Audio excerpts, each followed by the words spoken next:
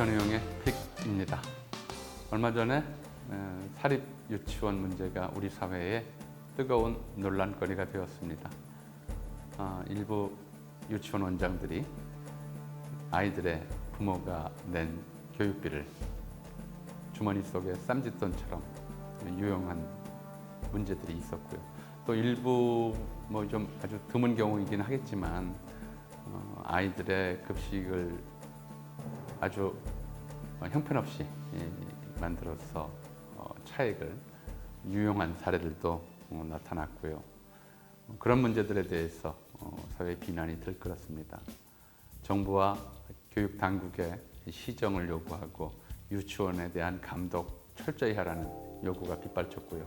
그 와중에 이제 이른바 유치원 3법 또는 박용진 3법이라 불리는 법안을 정부와 여당이 제출을 했습니다. 국회 내에 좀 이견이 있어서 이 문제가 바로 처리되지 못하고 신속 처리 안건 패스트 트랙으로 지정이 되어서 최장 330일이 지나면 본회의에 상정되게 됐습니다. 이렇게 되니까 또 사립유치원 원장들 단체인 한국유치원총연합회에서는 이것이 사유재산권을 묵살하는 또는 무시하는 좌파 정책이다 이렇게 비난하면서 대규모 시위를 벌이기도 했습니다. 일부에서는 유치원을 폐쇄하고 다른 용도로 쓰겠다라고 극단적인 반응을 보이기도 했었죠. 건물을 유치원으로 쓸지 아니면 당장 그만두고 다른 용도로 쓸지는 건물주 마음이다 라고 하는 것이 그들 주장의 요지였습니다. 과연 그럴까요? 유치원의 공공성을 요구하는 것이 잘못된 또는 좌파적 사고방식 때문일까요? 그래서 오늘 주제는 국공립과 사립이라는 제목으로 정해봤습니다. 우리가 일상생활에서 사립유치원, 사립학교, 사립박물관 이런 단어들은 쉽게 접합니다. 반면에 회사나 식당, 헬스클럽, 미용실, 유흥업소 이런 것들은 너무나 당연히 개인이든 법인이든 사익을 추구하기 위해서 만드는 시설들입니다. 너무나 당연하기 때문에 사익을 추구하는 시설이라서 사립이라는 말을 굳이 안 붙이는 겁니다. 굳이 사립이라는 말을 앞에 붙이는 것은 개인이 만든 것이지만 사사롭게 만든 것이지만 이것이 사익을 추구하는 시설이 아니라 공익에 기여하는 시설일 경우에만 사립이라는 말을 붙입니다. 그러니까 본래 공립이어야 하는데 개인이 자기 재산을 투자해서 투입해서 스스로 손해를 감수하면서 또는 더 큰 이익을 얻을 수 있는 기회를 포기하면서 공익에 기여하기 위해서 만든 시설에만 사립이라는 말을 붙이는 것이죠. 그래서 유경사업, 교육사업, 의료사업, 문화사업 등 공익을 위해 설립하고 운영하는 시설에만 사립이라는 말을 앞에 붙입니다. 그러니까 사립유치원 일부 원장들의 주장과는 달리 앞에 사립이라는 글자가 붙었다는 것 자체가 이 유치원이 공익시설이라고 하는 반증이라고 할 수 있는 것이고요. 그것이 우리의 문화적 약속이자 언어적 약속입니다. 본래 미래 세대를 육성하는 교육은 가장 공적인 일에 속했습니다. 우리나라에서는 이미 고려시대부터 마을에서 주민들끼리 비용을 추렴해서 학교 또는 서당을 세우고 그리고 선생을 초빙하여 아이를 가르치는 것이 문화로 정착해 왔습니다. 조선시대에도 나라에서 세운 향교와는 별도로 지역 유지들이 세운 서원이 지역 교육기관으로 구실을 해왔었습니다.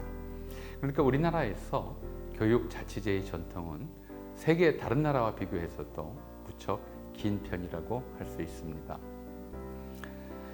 교육기관을 관립, 지금은 국공립이라고 합니다만 애초에는 관립, 공립, 사립으로 나눴습니다. 이 구분법이 시작된 것은 1895년 고종이 교육입국조서를 반포한 이후의 일이었습니다.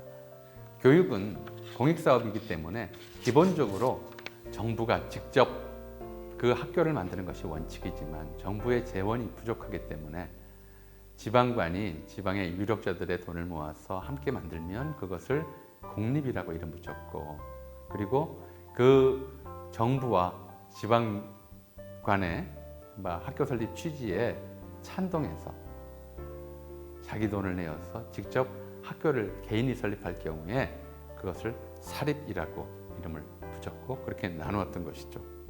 같은 무렵 강화도 조약 이후 우리나라에 들어와 살기 시작한 일본인들도 자기들의 자녀를 교육하기 위해서 학교를 세울 필요가 있었습니다.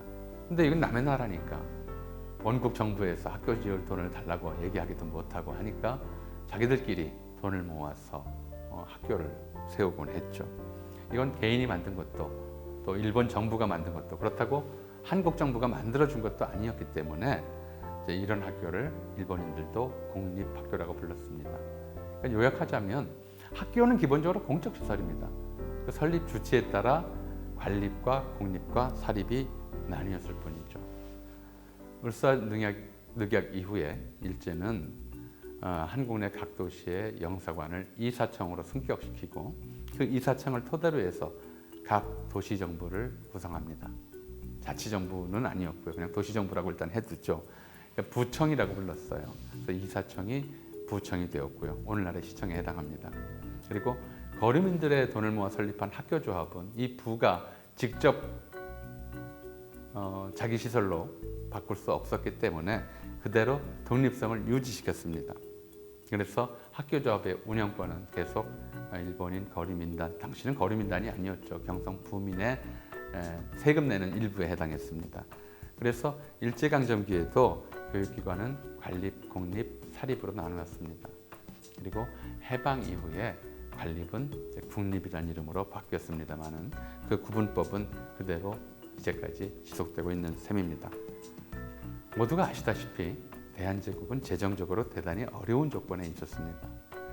열강의 경제적 침투로 인해 막대한 차관을 도입해야 했고 그 이자조차 제대로 지급할 수 없어서 때로는 관리들의 봉급마저 체불하는 그런 상태였죠. 그런 상황에서도 법관 양성소나 의학교 등 관립학교의 학비는 무료로 했습니다. 나라의 인재를 키우는 일에는 나라의 돈을 쓰는 것이 맞다라는 것이 그 당시에 상식이었기 때문입니다. 사립학교 역시 가급적 왜? 공익을 위한 사업이니까요. 이 원칙을 충실히 따르려고 했습니다. 그래서 학생들에게 부담시키는 학자금은 최소화했고 가능하면 무료 교육을 실시하려고 했죠. 비록 학교를 세우는 건 개인이지만 그 학교에서 학생을 가르치는 것은 개인의 일이 아니라 영리 목적의 일이 아니라 나라를 위한 일이었다고 다들 생각을 했습니다. 그래서 학교를 세우는 사람들을 독지가나 유지라고 불렀습니다. 자기 개인을 위해서가 아니라 공동체를 위해서, 국가를 위해서, 이웃을 위해서 헌신하고 희생하려는 큰 뜻을 품은 사람이다. 또 이런 독지가나 유지들에게는 그들의 행위에 걸맞는 사회적 존경이 뒤따랐습니다. 1920년대 평양에 본인이 이름도 없다고 해서 보통 백과부라고 불리던 백지성을 가진 과부가 있었습니다. 젊은 시절에 과부가 된 뒤에 억수같이 일을 해서 어느 정도 돈을 모았고 그 돈으로 땅을 샀는데 운이 좋아서 그 땅이 석회석 광산이 되는 바람에 큰 돈을 벌게 된 사람이었죠. 근데 그는 이렇게 번 돈을 지역 주민들을 위해서 아낌없이 썼습니다. 강에 다리를 놓았고 재단을 설립해서 사립학교들을 도와주었고 또 스스로 사립학교를 세우기도 했습니다. 그런데 이 학교를 세웠다고 해서 지역 주민들이 항상 선행만 한 사람이라는 뜻으로 선행이라는 이름을 붙여줬습니다. 그 뒤로 그는 백선행이라는 이름으로 불리게 됐습니다. 그리고 그걸로도 모자라서 동상까지 세워졌습니다. 오늘날 사립학교들에 가면 대다수 학교에 본관 1층에 설립자 동상이 서 있습니다. 그가 돈을 벌기 위해서 자기 사익을 추구하기 위해서 학교를 세웠다면 글쎄요. 자기 돈으로 동상을 세웠다면요. 그건 좀 우스운 일일 거고요. 그 학교 졸업생들이 그 동상을 세우는 일을 하지는 않았을 겁니다. 감사받는 일이고 존경받는 일이 바로 교육에 투자하는 일이었습니다. 그리고 그런 일이어야 하고요. 오늘날 국립, 공립, 사립이 설립 주체는 다르지만 의무교육제와 교육평준화 원칙에 따라 학생과 원아들에게 같은 수준의 서비스를 제공해야 합니다. 국가에서 사립학교, 사립유치원을 지원하는 것도 이 때문이죠. 사유재산이기 때문에 사립이 아닙니다. 공익사업이기 때문에 사립입니다. 이걸 자꾸 혼동을 해서 사립유치원은 사유재산이니까 설립자 마음대로 해도 된다고 하는 그런 논리 자체가 비역사적이고 비이성적인 사고에 입각한 것이라는 점. 사립유치원 원장들뿐만 아니라 우리 시민들 모두 꼭 기억하셨으면 좋겠습니다. 사익만을 추구하려면 공익사업을 해서는 안 된다는 사실도. 네, 전우용의 픽 여기에서 마치겠습니다. 앞으로도 KTV 유튜브를 통해 계속 만나 뵙겠습니다. 구독과 좋아요로 지속적인 관심 부탁드립니다. 감사합니다.